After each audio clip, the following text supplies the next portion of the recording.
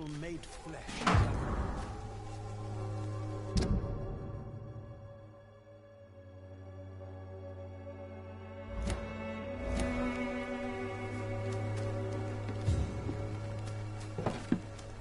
Morbidity can breathe its own beauty and grace.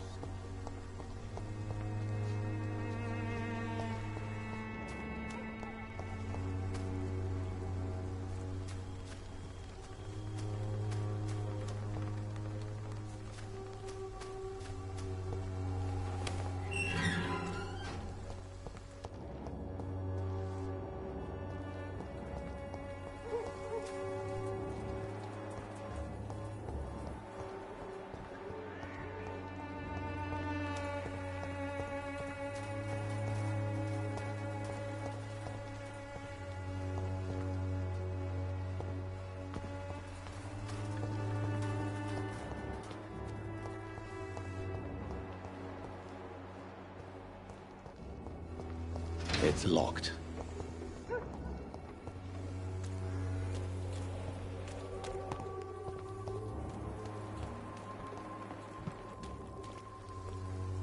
Don't be shy, handsome.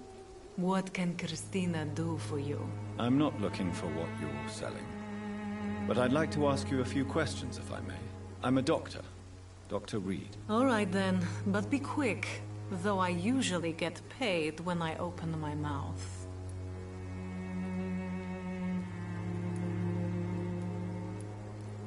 Do you know Nurse Dorothy Crane from the Pembroke Hospital? Anything you can tell me about her would be helpful. I don't know her, but I know her name is Dorothea Crăciunescu. She came from Romania like me and many others. You seem to respect her. Dorothea helps the sick people of Whitechapel. Everyone should respect that. Christina, have you been examined?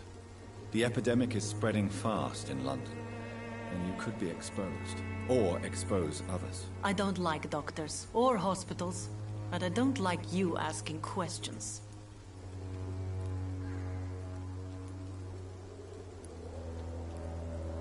Considering your line of work, I assure you it is only a matter of time before you have health issues. If it is going to happen, it will happen. Right now, I need money. That's what's important. You can put your own life in danger, that's your decision. But what about your clients? If you're contaminated, you will put them in danger too. And you think that would worry me?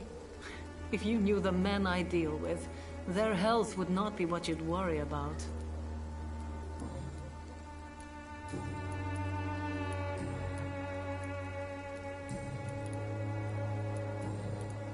Tell me about yourself. Are you joking with me? People don't usually come to see me for conversation. I have no interest in your work. I am, however, curious as to what led you into this career. Short story. The war, exile, and England. This country is not especially welcoming. I've been refused many jobs because of where I am from. I had few options left.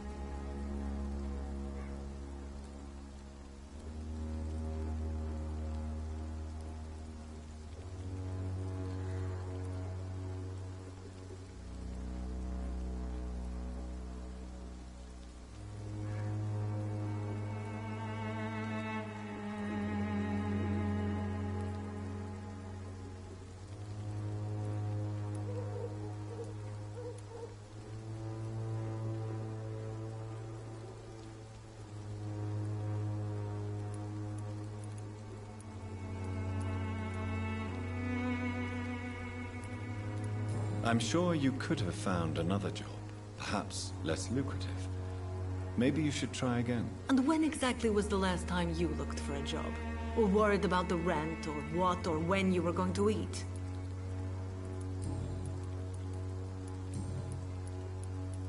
Tell me. Are you joking? I have no... I'm sure... And when exactly... I'm And when Goodbye, miss. Take care of yourself as best you can.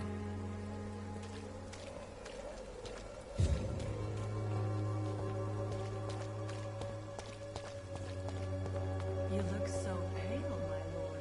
Would you like me to revive you?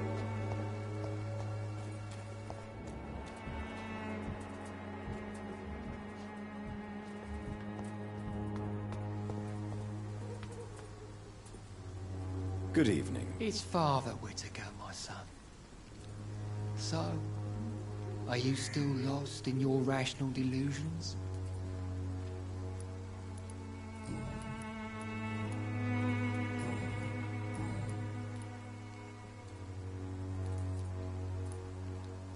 What do you mean when you say that I... Also, Quite a judgmental opinion, if you... but you... Well, I suppose I can spare a few minutes listening to your... As a doctor, you... What do you mean? The...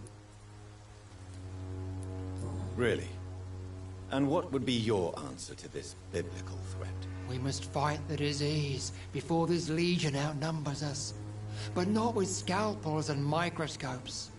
No. What is left, then? Cleansing fire. Tell me, Tobias, what exactly is your plan concerning the cleansing of this city? God will recognize his own.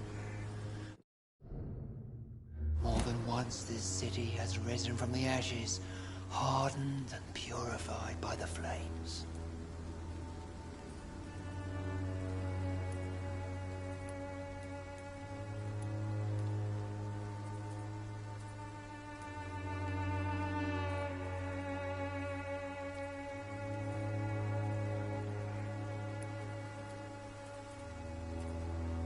Purification by fire has proved useful, but where do you stop? Burn the clothes? The buildings? The corpses? Worse? Your lack of faith is predictable. But my task is to convince rational minds like yours to see the light. This is God's will. You're mad and dangerous. You're nothing but a soulless butcher.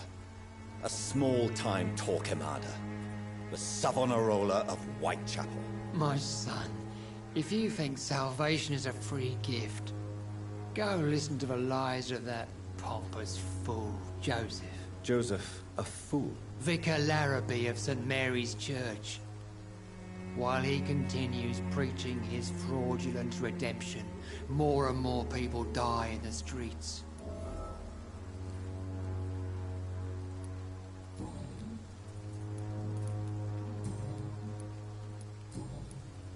I have heard enough for tonight. Goodbye.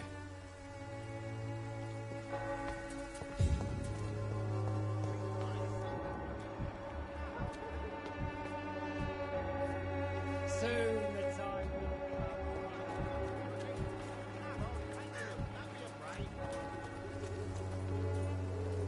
Welcome, sir. Please, take a browse of my wares. I am Dr. Reed. I would like to ask you a few questions, if you don't mind. Doctor? Interesting. I'm Barrett Lewis. Usually I don't have time to waste with talk, but at this hour of the night I can hardly refuse. Right then. Show me what you have.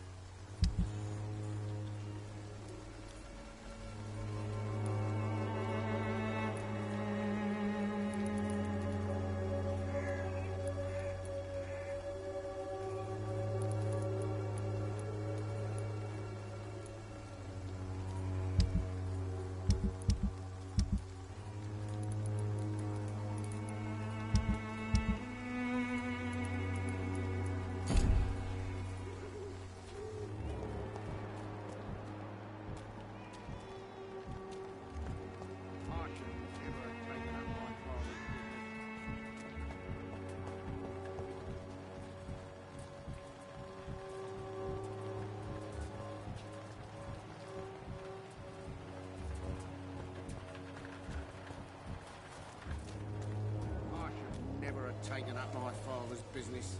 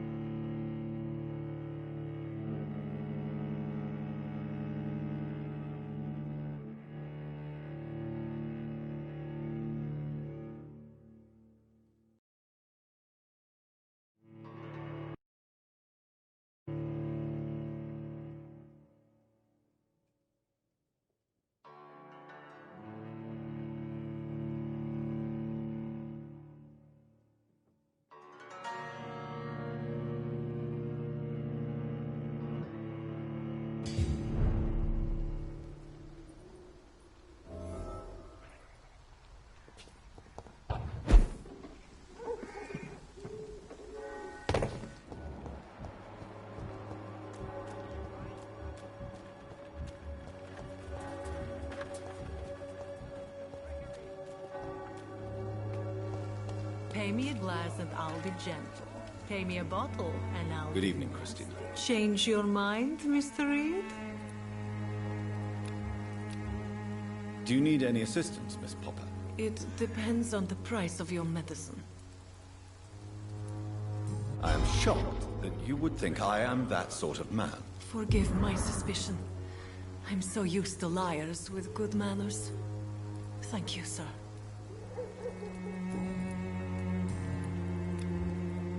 Goodbye, miss. Take care of yourself, as best...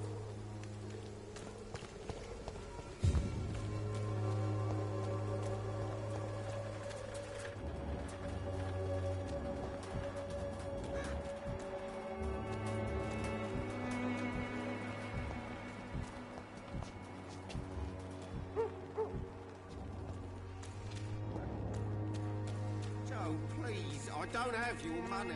Come on, Barrett, you know a game you pay for peace of mind. Can't you just look the other way this week, Joe? Come on, we can sort it out, right? It's not my... Good evening, Harry. May I come in? Sure. Is there only pain and suffering in this world?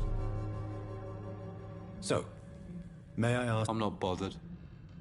What could be worse? Do you need any medical help, young man? Yes, I do. I feel so tired. I don't know if it's the epidemic, but everything seems so hard. You'll feel better with this. But you need to get a grip, young man. Medication alone won't cure melancholia. I'm not sure I'm happy with the idea of living long in a world like this. But I thank you for your concern, sir.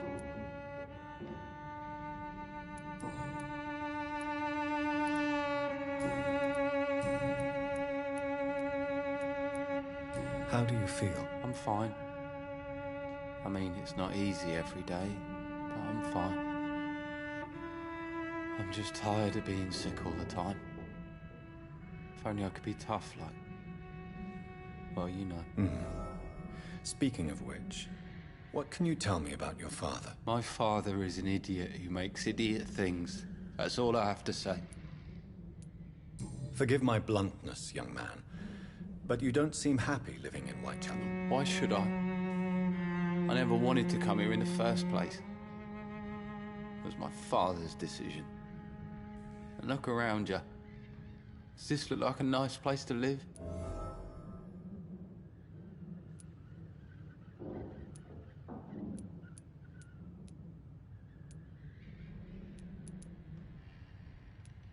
You have a roof over your head, a place to call home.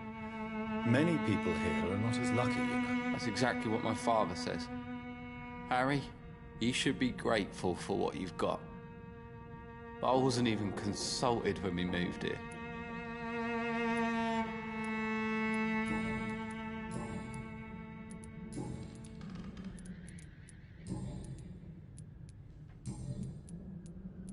Goodbye, young man. Even my dreams are soaked with glue. So, may I ask... I'm not bothered. If life here is so terrible for you, why don't you just leave this place? Have you ever spoken to your father about it? I don't go outside. It terrifies me so. I went outside once without my father noticing and I saw terrible things. Bloody and frightening things. So that's why you stay at home all day? For fear of the epidemic? I'm not afraid of disease or death, Dr. Reed. It's the living I'm afraid of.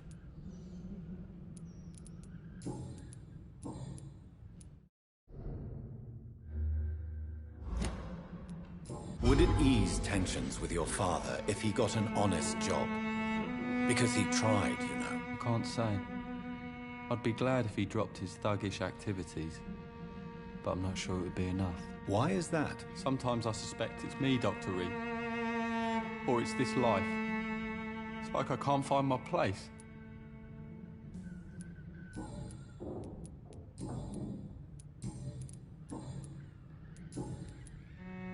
Do you know Nurse Dorothy Crane from the Pembroke Hospital?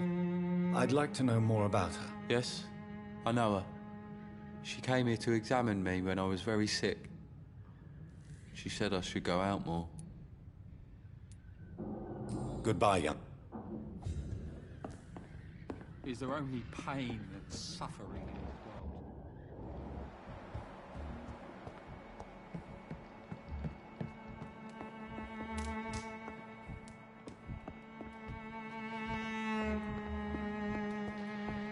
It's locked, all right. Even my dreams are soaked with glue.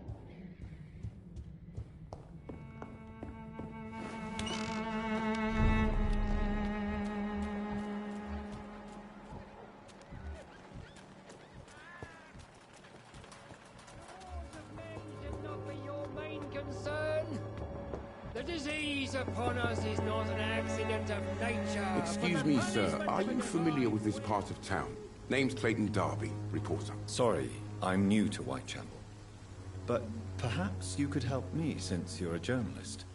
My name is Jonathan Reed. Dr. Reed, the famous surgeon. I'll gladly help if I'm able, sir.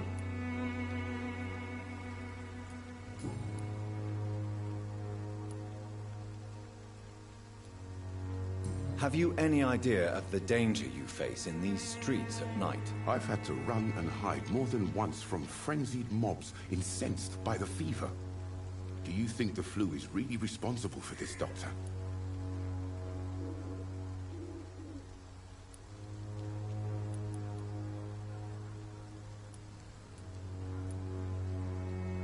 I'm convinced there is more at work here than a simple epidemic. Really? To be honest, I could say the same. Some of the sick I saw or heard of. My God, what happened to them?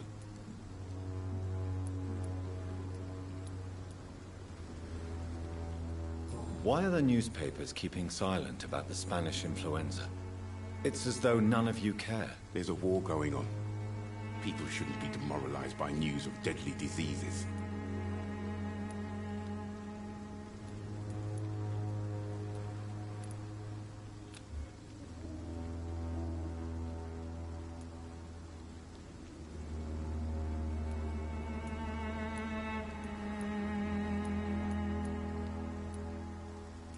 I served in France.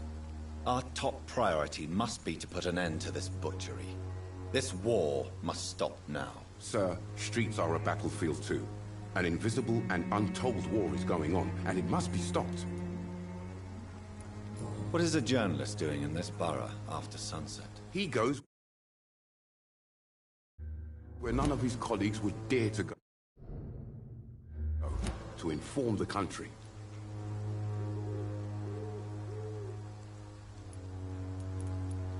So you risk your life to reveal the truth. I saw many reporters do the same during the war. Whitechapel is the crucible of so many untold stories and tragedies. I want people to know them. That's quite honorable of you. But is the public interested? Not at all, sir. And that's why I'm an independent journalist, hoping to sell some stories.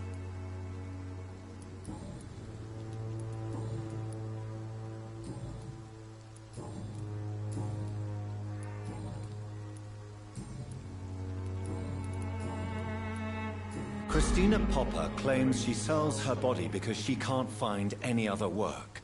Do you believe her? Of course I do. Her story is exactly what I want my readers to understand. We live in an intolerant and divided nation. Do you think things will ever change, Mr. Darby? I believe the situation can only improve. And now that women can vote, I'm convinced things will change. I heard you're investigating an underground medical dispensary in Whitechapel. What do you know about it? Not much, I'm afraid. They are wary of strangers, and I'm not really an acquaintance of theirs. Why do you care?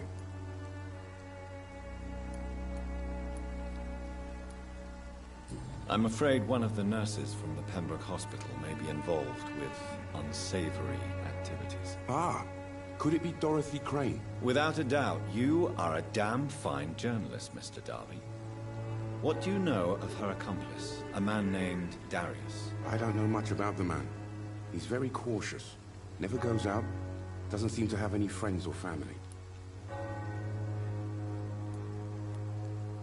He has no relatives at all? No, except for that strange man, a poet named Richard Nithercott, who sometimes comes by. Darius would never let him in. Where can I find this Mr. Nithercott? He spends most of his time lurking around Whitechapel, talking to himself or declaring verses. These days, you can usually find him behind the church. He never goes out? No. A few days ago, he unexpectedly did. I followed him, but it was just a ruse to keep me away from his house. Really? How do you know? He went to the nearest mailbox, but just before posting his letter, he ripped it up and threw it away.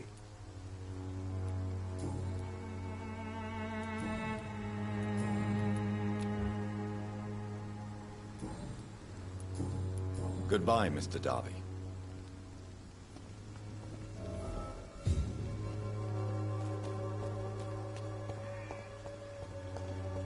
You look so pale, my lord. Would you like me to...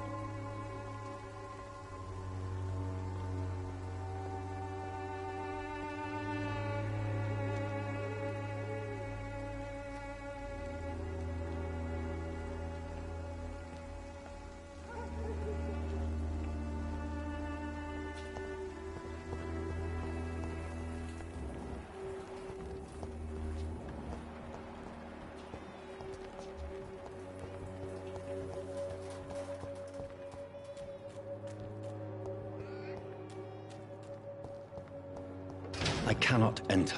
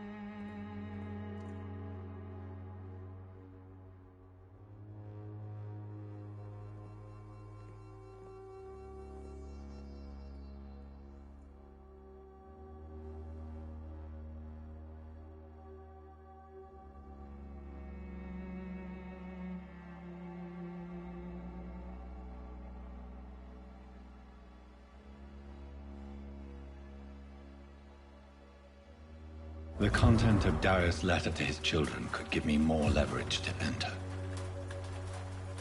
Darius is a bit less of a mystery now. It should not be that difficult to incite him to let me in.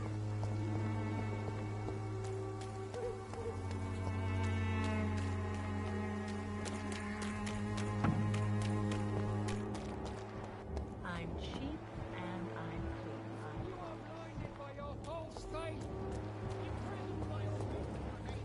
Come on, take a look. Don't be afraid.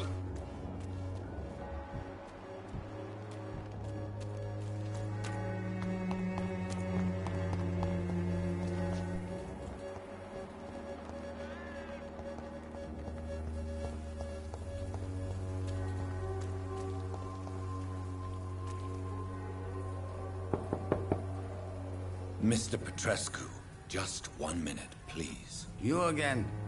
Go away. Sir, wait. Stop this nonsense. I know Nurse Crane is here. Shall we speak man to man, you and I? All right. Speak up. Don't you see we're on the same side? We fight to help the poor, sick, and abandoned. I'm nothing like you, Mr. Doctor. Yes, you are. You too believe in providing medical care without charge. You know what we have to sacrifice to make the world a better place. I have to admit your words have conviction. All right, I'll let you see, Dorothea.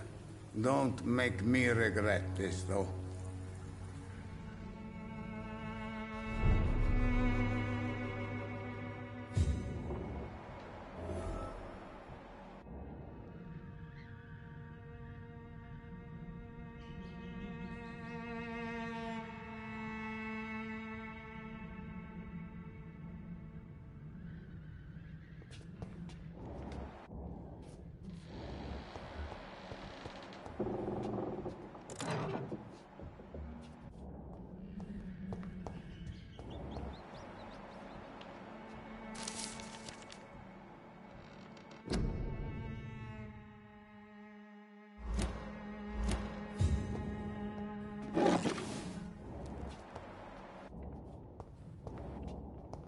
It's locked.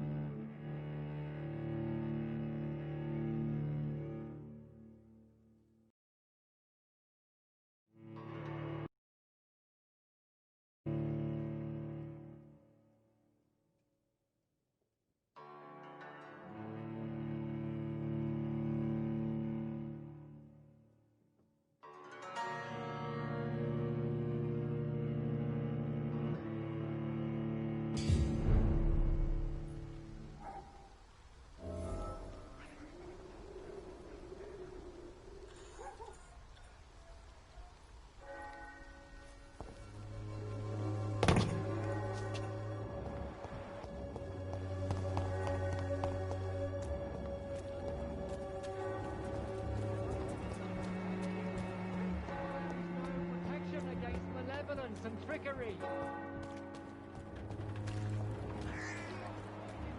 False faith, imprisoned by your daily routine, unable to see the true horror around you.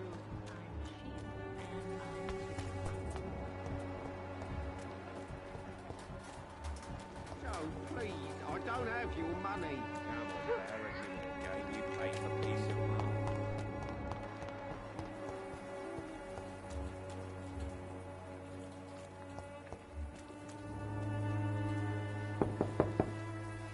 Hello, Mr. Petrescu. Hello, Dr. Reed.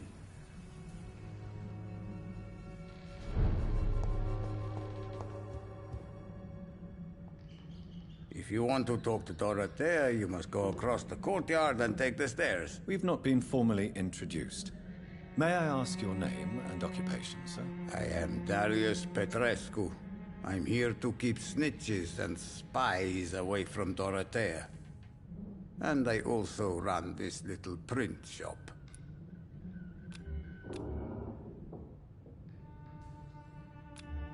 Do you need some help, Mr. Petrescu? I am very tired, but that is all.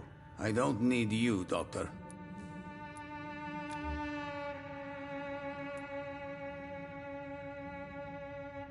Well, I think you do. Take this, and you'll feel better. Free drugs from an English doctor? It must be my lucky day.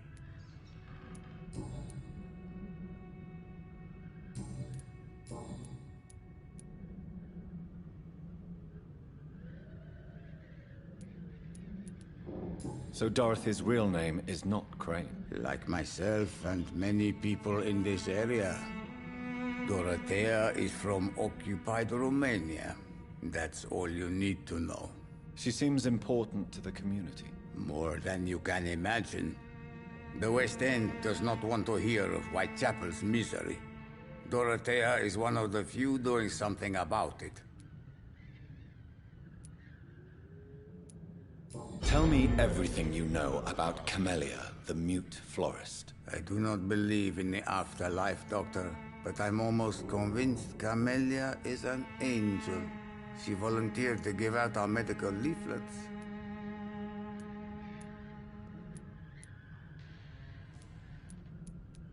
Are you not worried for her safety? She is as brave as she is tough, and clever, too. If only I had met her when I was younger. Are you in love with Camellia, Mr. Petrescu? Don't be stupid. If I had met her when I was younger, we could have won our revolution. Who is she, really? Do you know where she's from? She's not from around here, that's all we know. Camellia is not even her name. It's her favorite flower. You say she has no close family? Well, there's that awful poet who constantly follows her around like a lost puppy. A good man for sure, but a very poor writer.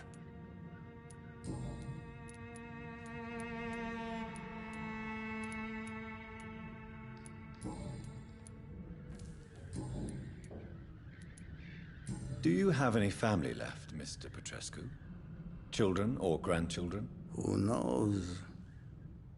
I have abandoned my people for so long, they might as well be dead. As dead as I am for them, I suppose.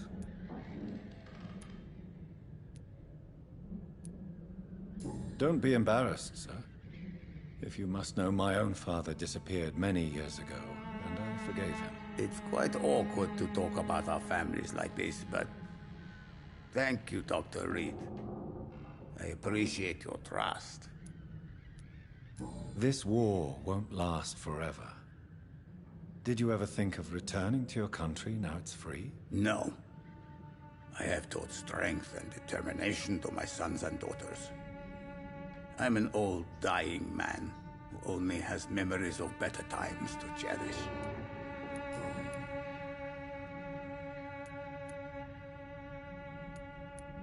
I know you fought for your country when it was occupied, Darius. Tell me more about it. I know my days are numbered, and I know I won't see my homeland again. But I fought for Romania all my life. and I will until my last breath. But Romania escaped the grasp of the Austro-Hungarian Empire. It's a free country again. But it's not the country I fought for. My homeland is not appeased, Doctor. But I still see a dark future ahead for my people. How did you meet Nurse Crane, Darius? Why does she trust you? I'm her oldest friend in England. Dorothea and I share many ideas about this country and about the country we left. You mean occupied Romania, don't you? Even if not directly, I fought against your enemies. Really? Then perhaps you have more in common with Dorothea than meets the eye, Dr. Reed.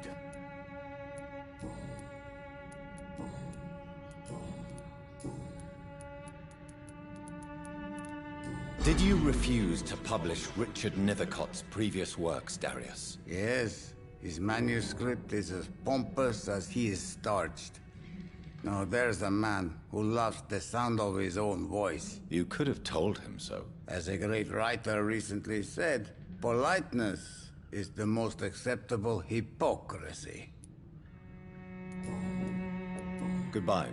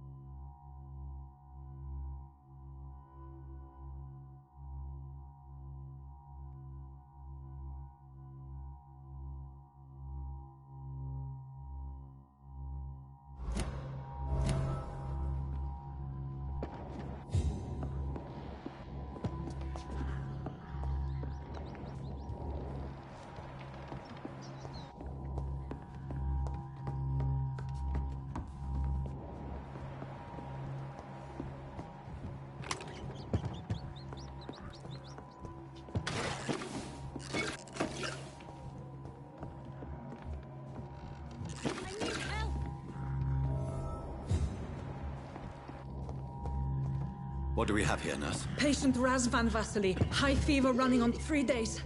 Complaints of dizziness, muscle aches, and head pain. Diagnosed with influenza. Treatment? Aspirin and salicin for the fever and discomfort.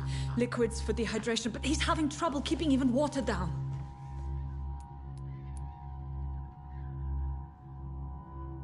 Thank you, nurse. Anything else I should know? He did lose consciousness this morning, but he's never had convulsions like these. He's not convulsing, he's choking. He's not getting any air. Scalpel! Hand me that scalpel! What can I do, Doctor?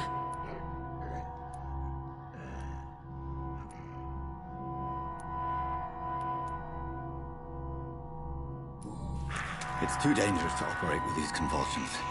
Sedative, nurse. Do we have any anesthetics? I'm sorry, Doctor. None at all.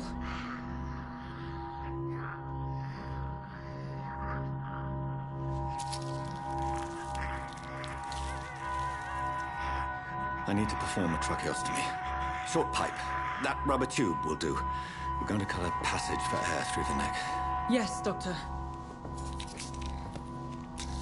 He's breathing again, but he's coughing up blood. Internal hemorrhaging. I need to make another incision into the chest cavity to drain the fluids from the lung. Prepare another tube. A thoracostomy? Doctor, we've nothing to fight the infection. We need an aseptic environment.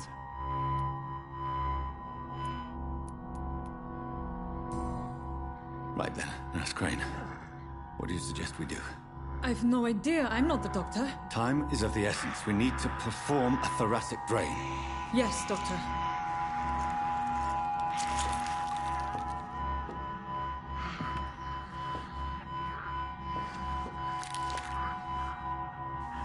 He's still bleeding, Doctor. I'm losing his pulse. The drain must have punctured the intercostal artery. There's too much blood. Are you all right, Doctor? I can't see.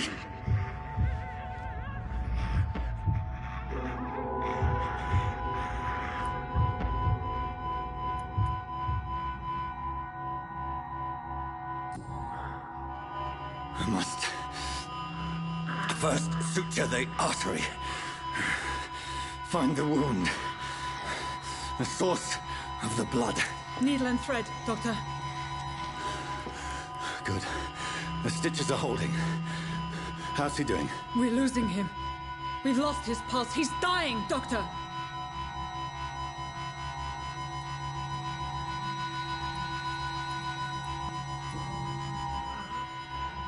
A dose of epinephrine, now. Yes, Doctor.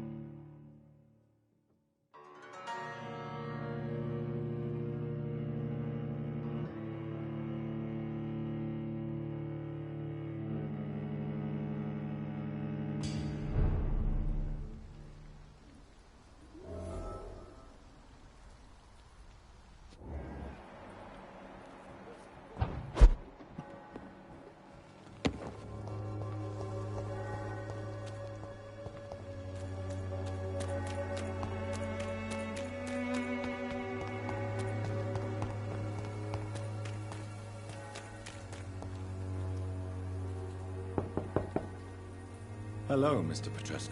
Hello, Doctor.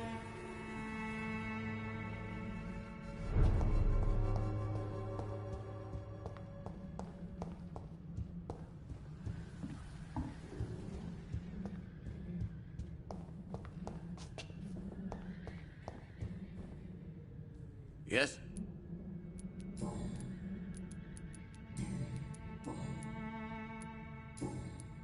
Good.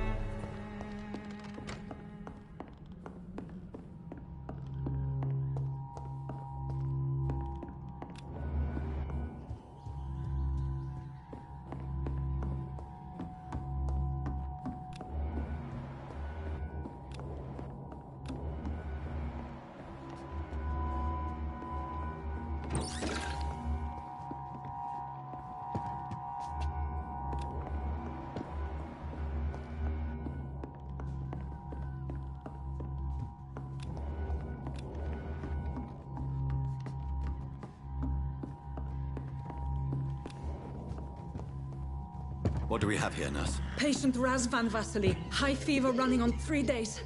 Complaints of dizziness, muscle aches, and head pain. Diagnosed with influenza. Treatment? Aspirin and salicin for the fever and discomfort. Liquids for dehydration, but he's having trouble keeping even water down. Aspirin and salicin, you say? Why not some warm milk and a kiss on the cheek? Where are the quinine salts? Tried buying, borrowing, even stealing. There's none to be found, Doctor. He's not convulsing, he's choking. He's not getting any air. Scalpel! Hand me that scalpel! What can I do, Doctor?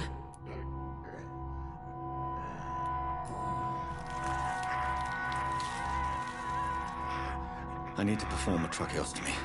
Short pipe. That rubber tube will do. We're going to cut a passage for air through the neck.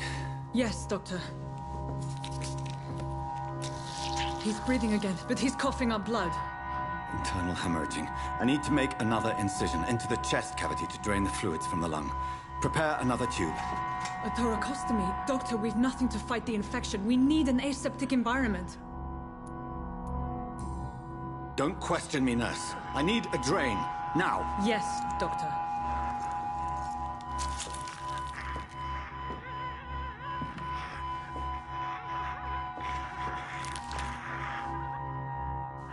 He's still bleeding, Doctor. I'm losing his pulse. The drain must have punctured the intercostal artery. There's too much blood. Are you all right, Doctor? I can't see.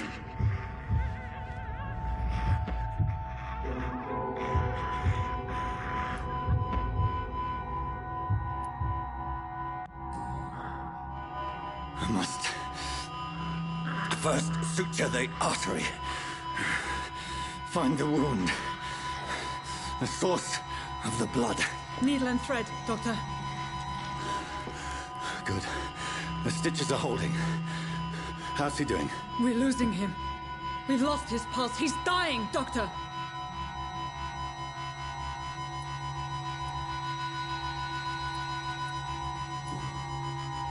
Cardiac massage, now.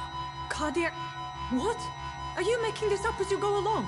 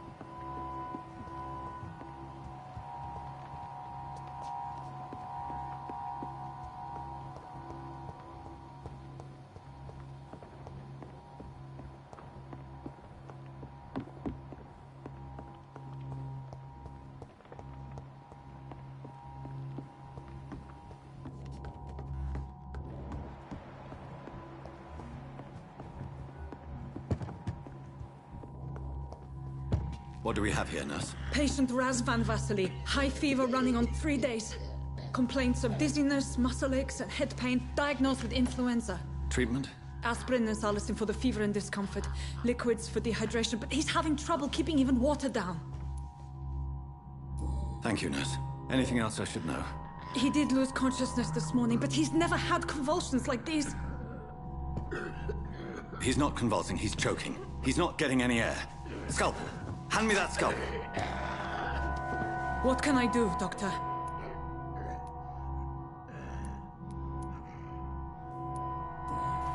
It's too dangerous to operate with these convulsions. Sedative, nurse. Do we have any anesthetics? I'm sorry, Doctor. None at all.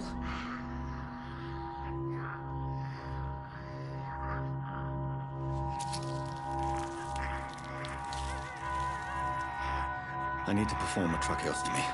Short pipe. That rubber tube will do. We're going to cut a passage for air through the neck. Yes, Doctor.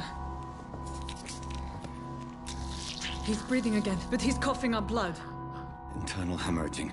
I need to make another incision into the chest cavity to drain the fluids from the lung. Prepare another tube. A thoracostomy? Doctor, we've nothing to fight the infection. We need an aseptic environment. Don't question me, nurse. I need a drain. Now. Yes, Doctor.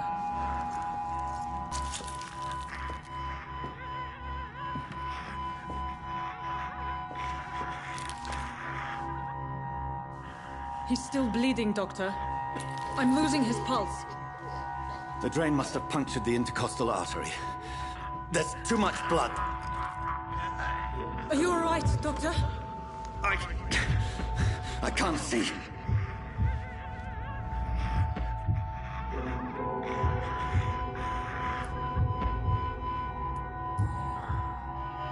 I must first suture the artery.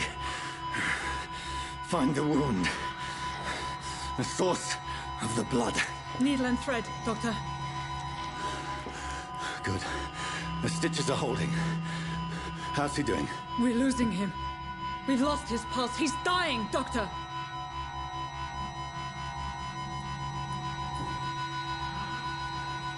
A dose of epinephrine, now. Yes, Doctor.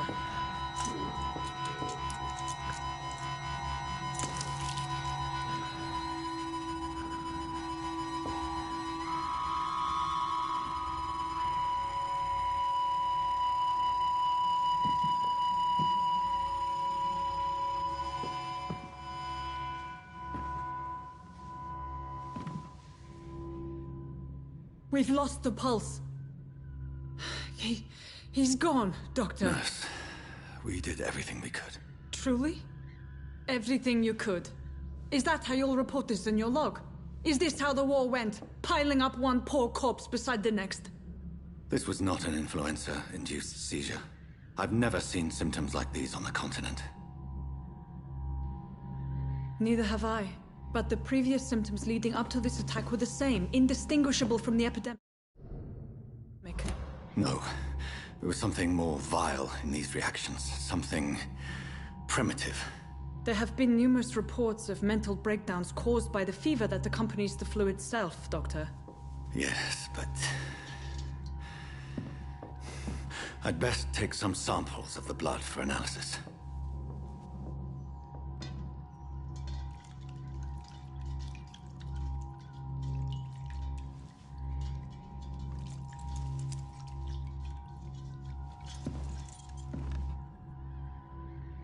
I doubt you're here to test my bedside manners.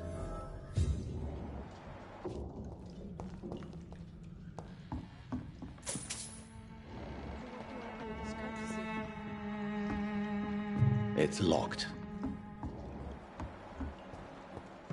This is an unfitting place for the illustrious Dr. Reed. You shouldn't be here. I suspect it was more than intuition alone that led you to us. So, how might I be of service, Dr. Reed?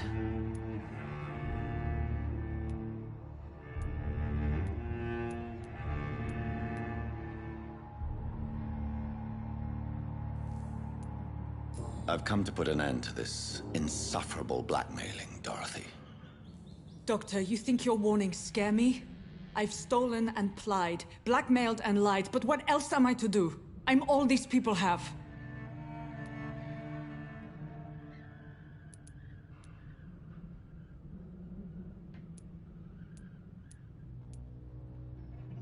Dr. Swansea is a sensible and honest man. He wouldn't have refused your friend's care at Pembroke. It's easy for you to say, Doctor. These people cannot go to the police, nor to the hospital. They don't even speak English. They depend on me for everything. But why Lady Ashbury?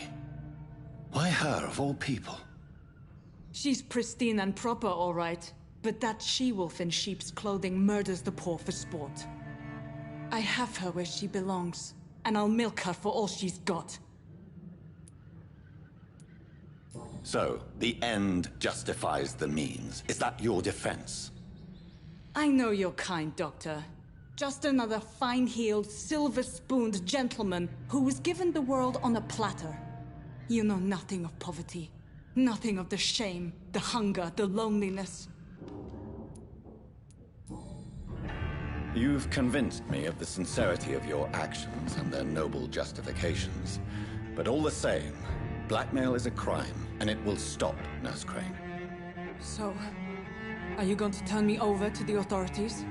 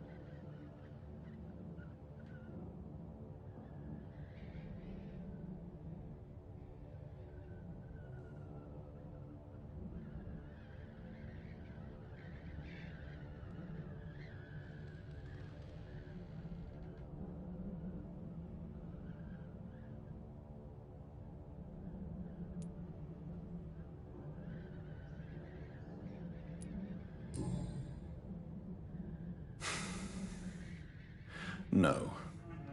Your place is here. Jailing you would be an even greater crime. So, here is my proposition. I'll look the other way on your little enterprise. In exchange, you will resign from the Pembroke Hospital and provide me with medical supplies when the need arises. Dr. Reed! That sounds like a business proposition. My accomplice, then?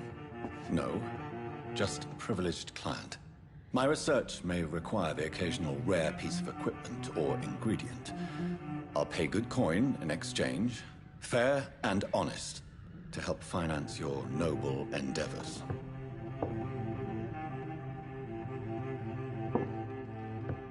We have ourselves a deal, Doctor. Good customers are always welcome. Yes, Nurse Crane. We have a deal.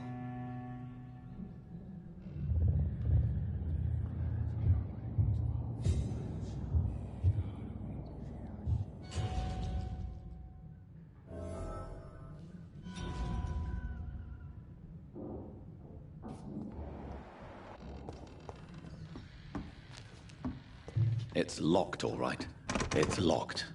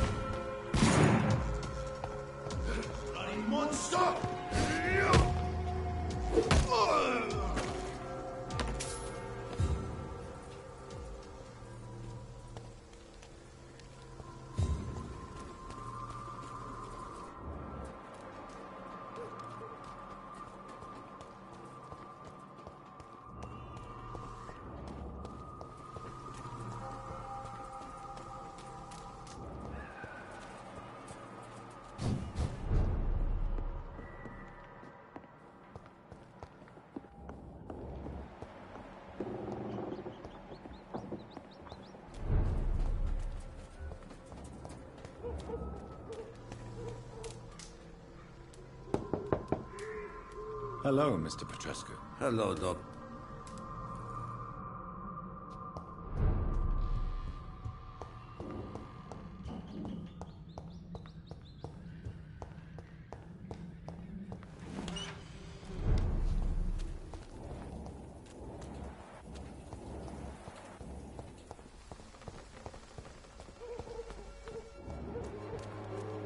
No, please, I don't have your money.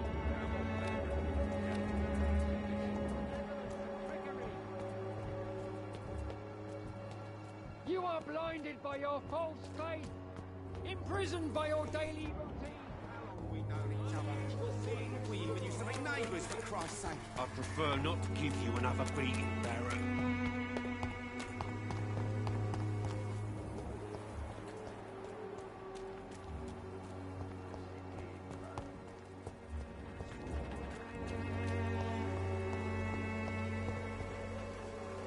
Good evening, miss. Good evening, sir. Are you interested in a miraculous cure for this unknown and deadly epidemic? Actually, I am. Then you have come to the right place. The famous Swanborough cordial is all you need to help keep you in perfect health. Oh, really? Why didn't I hear about it during my studies? I'm Jonathan Reed, by the way. Dr. Jonathan Reed. Ah, my brother has spoken of your research, sir. I'm Loretta Swanborough, and it's always a pleasure to meet a fellow healer.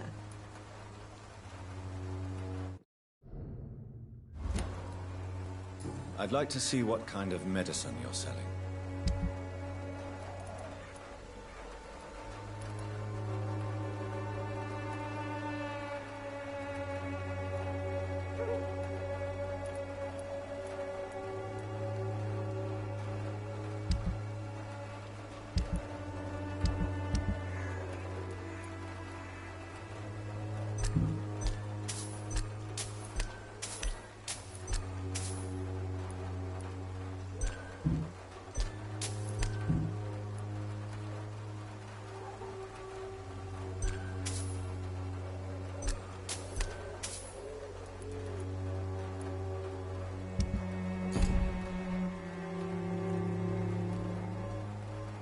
Good evening.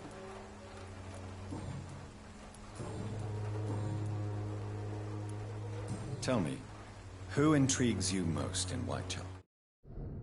The region itself is something to see, but I would say Camellia the mute florist who gives away her flowers.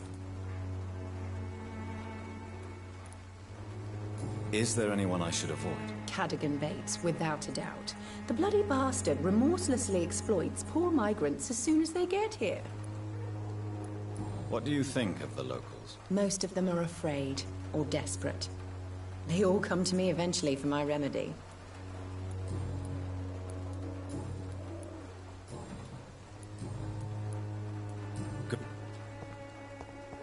When science fails you, this elixir will give you faith.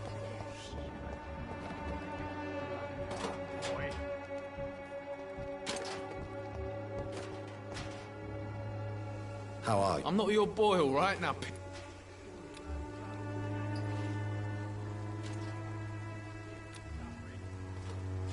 Do you need assistance? please. There you go. Let's hope nobody steals it from you. Very funny.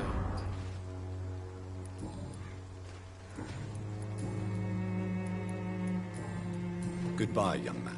I won't end up another drunk arsehole littering the streets. Not me. Good evening. I'm afraid not.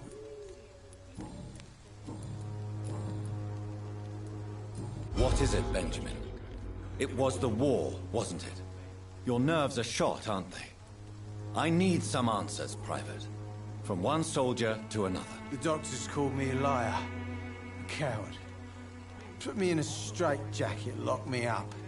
Finally, they sent me back to the front lines with a handful of tablets.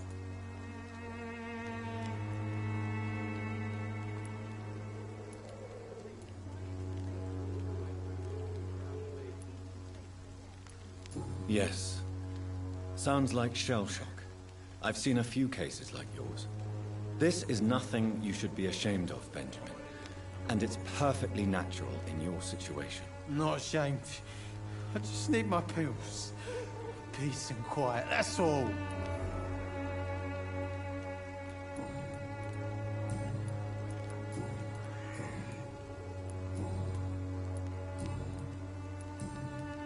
A gun, alcohol.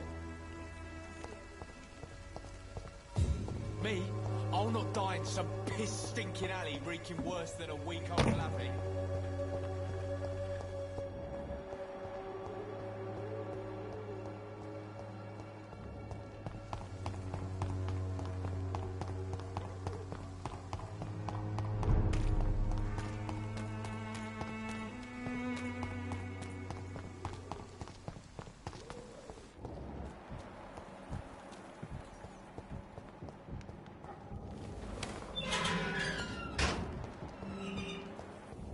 Human blood. Whoever left these marks did so deliberately.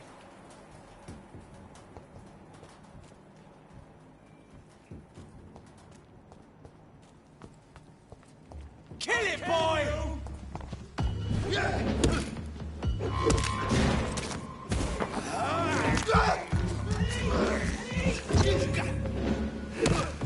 Cross the leech, boys! Die, Manning!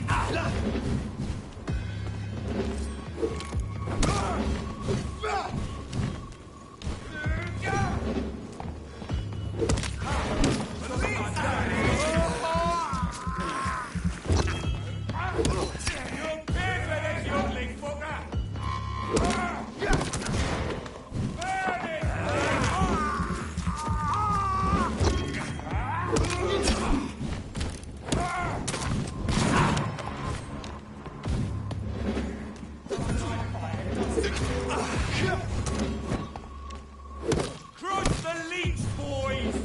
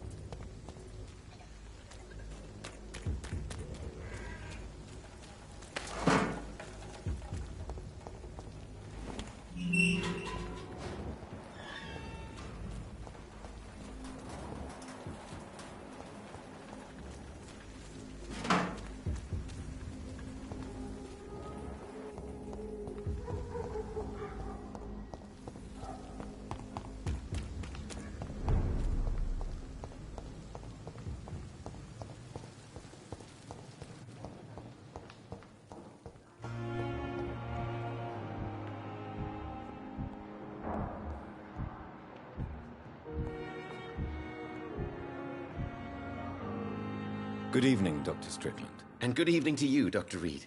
Can I be of any help?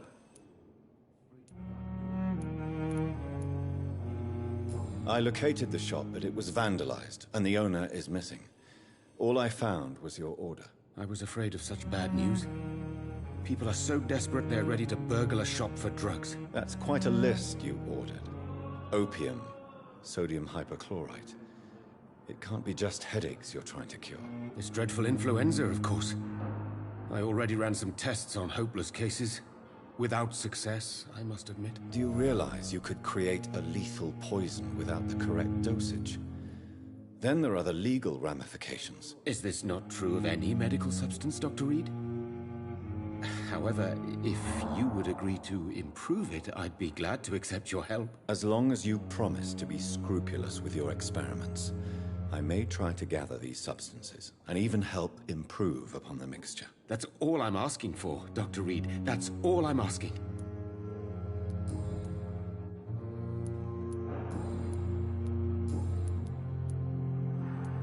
I want to know about these secret tests you run, and if they can save people from this epidemic. Speak to me now, Thoreau. I know I may sound presumptuous, but I'm just following your steps, Dr. Reed. I'm casting away the shadows of ignorance by daring to face them. Self-confidence is essential in our line of work, my young colleague, but only if tempered with the correct amount of cynicism. But you never doubt yourself, Dr. Reed. I've read all your articles and books. You performed the most daring research during the war.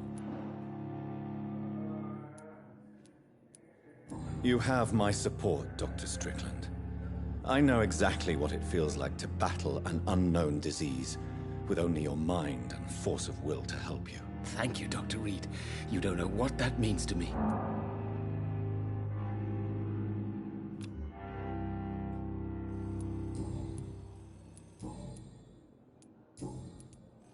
Goodbye, Dr. Strickland.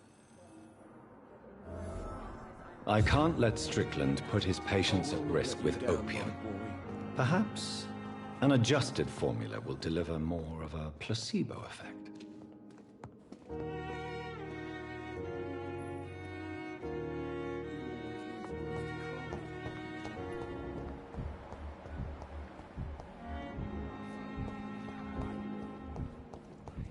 Another night with the glorious battalion of Pembroke.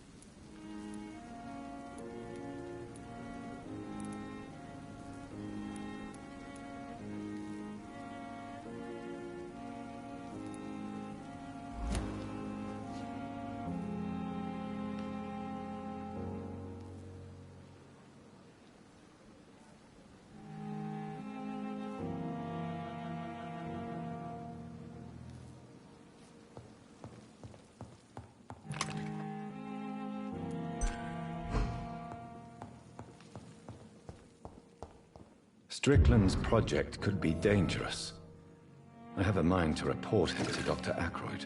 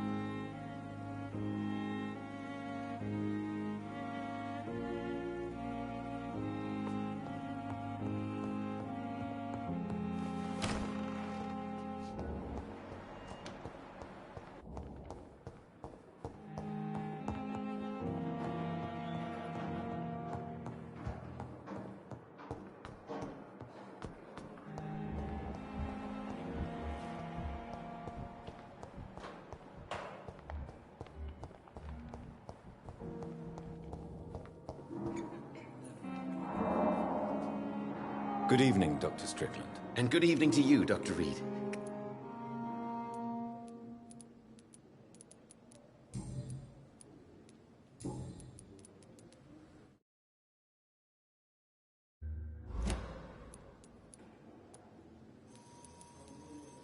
Goodbye.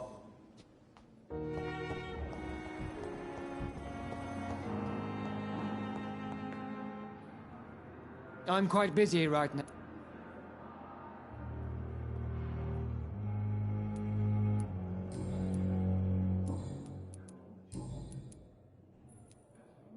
Do you think Dr. Strickland has any chance of curing the Spanish flu by himself? His wish to cure the sick is not driven by pride, but by an idealistic view about our mission here. Honestly, I don't know which is worse. You consider him a good practitioner, yet you will not report his methods. Strickland may be a rival, but I will not use dirty tricks or regulations to prove him wrong. We are doctors, not politicians.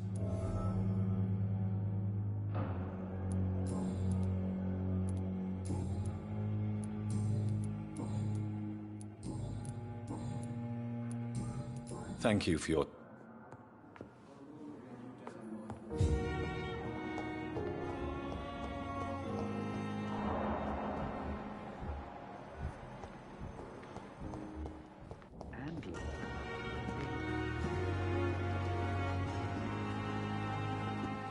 Good evening, Dr. Reed.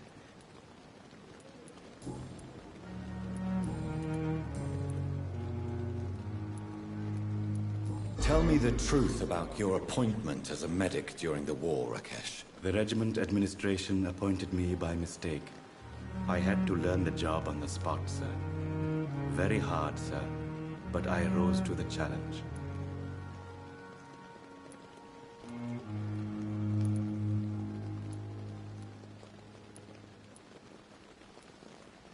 You can't impersonate a doctor. You can't improvise a medical education. People could die at your hands. You're absolutely right, sir. But as a field surgeon, it was more like being a butcher. Do you believe you have really helped these people? My ratings were within the averages of the regiment. I saved lives, Dr. Reed. Does that not say enough about triage and war surgery? Do you realize how many soldiers died because of that decision? You should have refused. Yes, sir. I swear I did, sir. But no one listened. When the first wounded arrived, I had to do what I could. It is an unbelievable story, Mr. Chidana. It was a time beyond belief, Dr. Reed. But I'm happy not to deal with the wounded. I prefer caring for the dead now.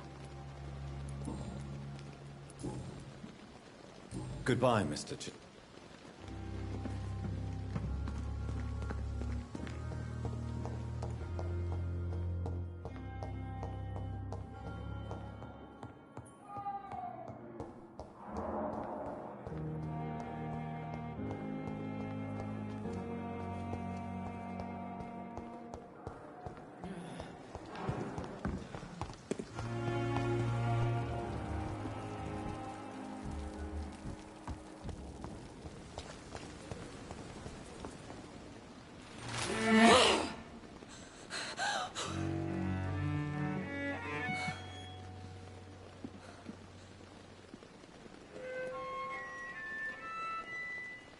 I would ask you to avert your eyes, sir. Or did you not know it was rude to stare? I knew it. Speak up, Dr. Reed. I like a man who speaks his mind.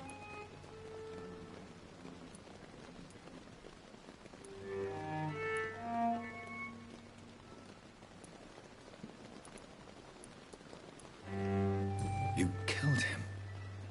He trusted you. And you killed him. Spare me your sarcasm, Jonathan. You are but newly born in this world.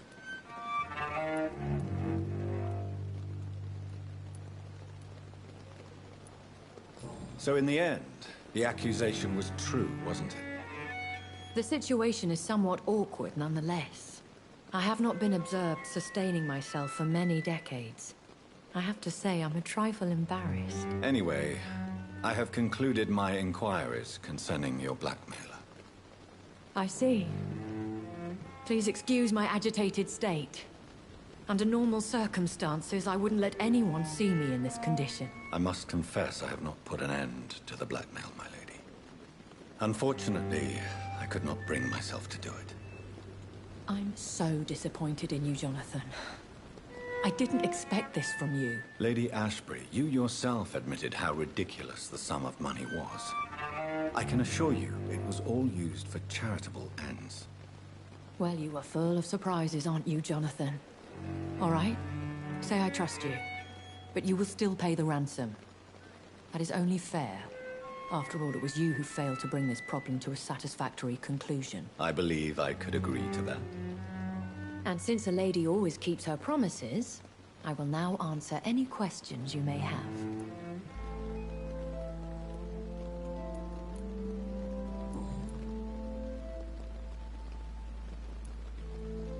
A vampire? Is that what I am? What we are? Such a crude word, defined by penny dreadfuls and drunken hacks. No. You are now an Ekon, and that you shall remain. So we are Ekons. How can I identify us amongst other vampires? How to put it? All Ekon are vampires, but all vampires are not Ekon. We are but a branch of the immortal tree. Are you an Ekon too? Yes, I am. We are the closest thing to what man refers to as vampires. Forget what you think you know about us. I've been hearing a voice talking in my head. Is this some kind of insanity? It feels like the voice of the vampire that created me. Hush. Tell no one this. It would be unwise to talk of such things amongst British immortals. Speak no more of your maker. How could this cause offense? Only the powerful immortals can mentally call to their progeny. No vampire or hunter will sleep easy, knowing that an unidentified elder is stalking the streets of London. Excuse my forwardness, but... are you my maker? Me? Goodness, no. Only a foolish immortal would create a progeny without taking precaution, and I'm no fool. I don't understand. Why was I created and then left for dead? That is a question only the one who made you can answer. It's not normal practice. I doubt even if you find him, he will answer you, considering how cruelly he treated you.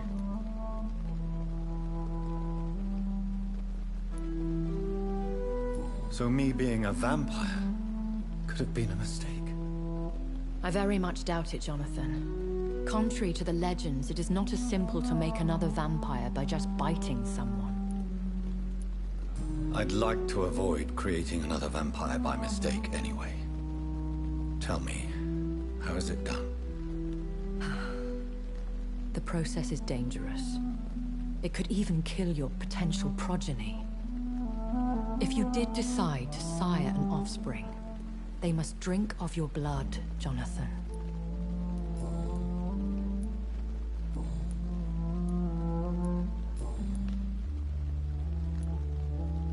When I awoke, changed, I was chased and attacked by vampire hunters. Prepared and well-trained. Though I can't be certain. More than likely, it was the once glorious Guard of Priwen. Once glorious, but still dangerous. They have seen better days, but all fanatics are dangerous. You would be wise to stay clear. They are sworn to destroy our kind. You make them sound like some sort of cult. More a society. And like all the best ones, a secret society. I thought them almost gone, but it seemed they have been recruiting.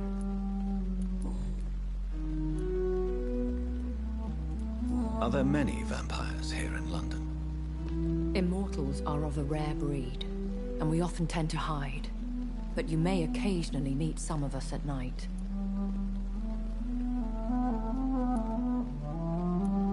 Will they all be as affable as you, my lady?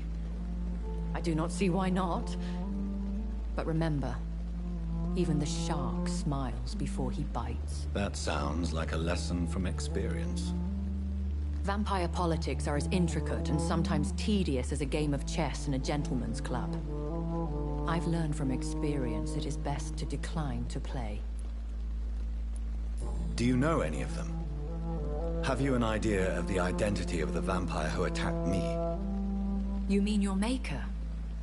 No, Jonathan, I have no clue. But I fear he or she is as careless as cruel. To let you discover your new condition by yourself. What do you mean? Every now and then, you may discover an immortal in the deep of the night. But we are a rare and reclusive breed. Our progeny is almost never accidental. I've been away from London and England for 3 years. This isn't the city I remember. Things have gone from bad to worse here, Jonathan. I've lived in this city for a long time, and I've never seen it like this.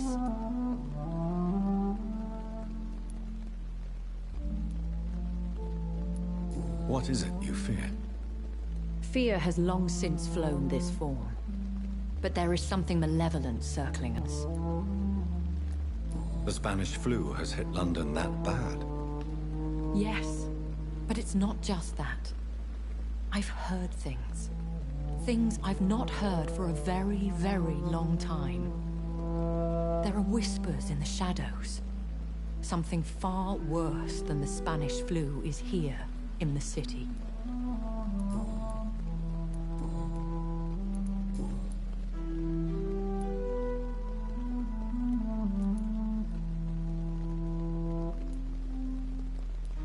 Why does Dr. Swansea allow you to feed on the patients of the hospital? Dr. Swansea is a good and compassionate man. He is trying to find a solution for our hunger. Until that happens, he is clever enough to understand that I only feed upon the dying. And no one suspected you of the murders? As you well know, suspicion has recently fallen on me of killing for pleasure. But you have my word, Jonathan. I take no pleasure in taking a life. What do you know about this Brotherhood of St. Paul's Stole? The Brotherhood is well known amongst London vampire society. As long as our kind is discreet, and as long as they do not interfere, we have come to a mutual understanding.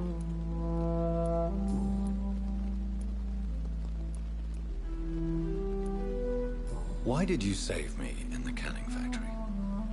I could hardly stand by and watch such a promising young blood as yourself be torn to shreds by some gutter scowl. William Bishop wasn't the vampire that created me then? No, Jonathan. Whatever their strength and demeanor, Scowls are the progeny of careless vampires. It cannot be the other way round. What type of vampire is a Skull? Not a true vampire. The deformed offspring of lesser vampires. It is a shame these creatures run wild, slaves to their baser instincts. I know this is beyond the pale, but may I inquire your age? Really? And I thought you were gentlemen. If you must know, I'm 27. I've been 27 for a long time now, and 27 I shall remain.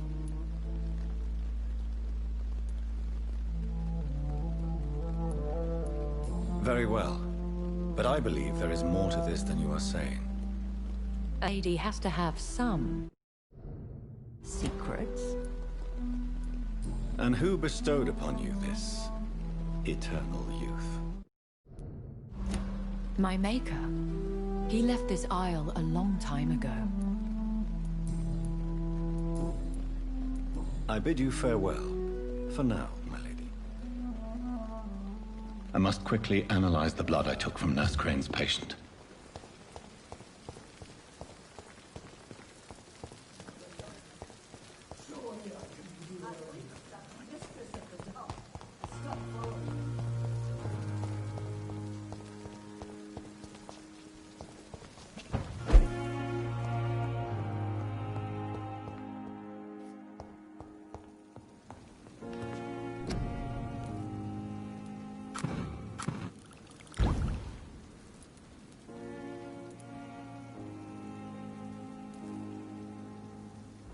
Razvan Vasily was infected by Spanish flu, but also has the highly unstable blood of the Scowls.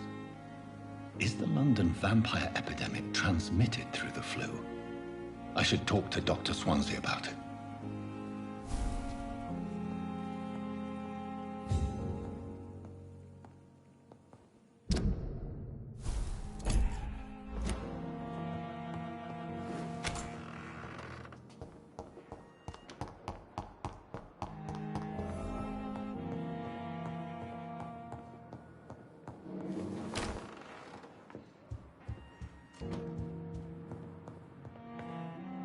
Evening, Edgar. Could I get your professional opinion? Please speak, but I have something important to tell you. This strain of flu, it's very different from the one I saw in Europe. It's downright peculiar. Really? What makes you say that?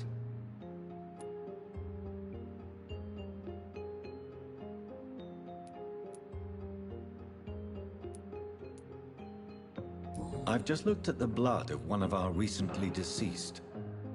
I see. Do you have anything more to go on? This disease spreads and looks like the Spanish flu, but its effects differ greatly. The London strain is different from the continental one. This is very interesting. Did you find something else? Yes. Unlike the flu, the infected begin to show an increase in outwardly aggressive behavior. More than simple agitation. Once docile people become violent. You mean like rabies? Is there a chance we could create a vaccine, Jonathan, like Pasteur? By the stove, that would be smashing. There's a lot we're not seeing here. But it is spreading, and quickly. If we don't act, the whole city could be lost.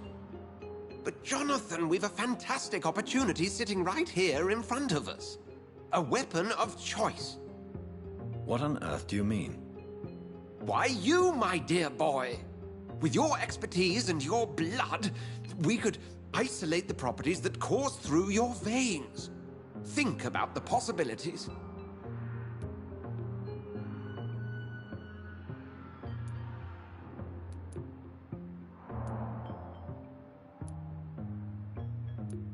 But the risk of infection using vampire blood could compound the situation. I know, but your blood now carries remarkable regenerative properties. With our minds and your blood, there's nothing we couldn't cure. We'll discuss this more later. Thank you for your time. No, thank you, Jonathan. But as I said, I needed to talk to you. I have some rather bad news. Yes? I'm afraid it's your sister. My sister? She's to be buried this evening at Whitechapel Cemetery. Your mother published the obituary this morning. I see. I'm sorry, Jonathan. Please accept my condolences.